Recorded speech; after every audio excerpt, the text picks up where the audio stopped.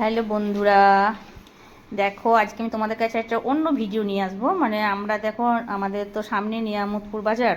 তো আমরা যখন বাজার যাই, নিয়ামতপুর বাজার আমাদের বাড়ি থেকে 20 মিনিট বাইকে গেলে। যাই হোক, তো আমাদের দুটো রাস্তা আছে, একটা বাইপাস দিকে রাস্তা আছে, মানে ওই সাইডে চলবলপুর হয়ে চৌরঙ্গি হয়ে বাসে চেপে যাওয়া যায়, দুটো বাস পাল্টাতে হয়। তো আমরা যেহেতু সামনাসামনি লোকাল, তো আমরা বেশিরভাগ বাসে যাই না, আমরা বাইকে বা টোটোতে করে যাই।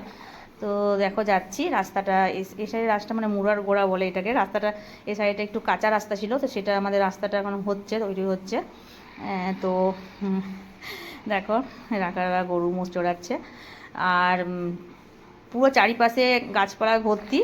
আর দেখো এই পুকুরটা আছে, মানে পুকুরগুলো মাছ হয় বুঝলে। আর দেখো তাল গাছ, সারি সারি তাল গাছ। আর তোমার ওই পুরো তাল গাছের উপরে দেখো হাঁড়ি রেখেছে, মানে ওই তাড়ি হবে বলে।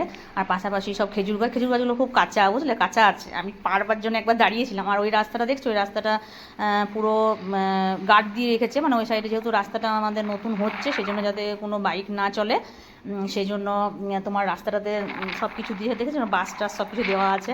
তো আমরা ওইখান থেকে নেমে আমি হেঁটে হেঁটে গেলাম। তো আমরা জানি না, আমরা ভাবলাম যে রাস্তাটা মনে হয়েছে, কোনো অসুবিধা নেই। তারপরে দেখলাম যে না, মানে অসুবিধা, বাইক যাচ্ছে না।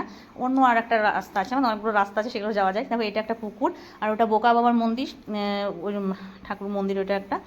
আর এখানে এই সীতারামপুরের এই পুকুরটা যেন প্রচুর মাছ হয়, প্রচুর মাছ চাষ হয়। সামনে দেখো স্টেশন, ট্রেন যাচ্ছে।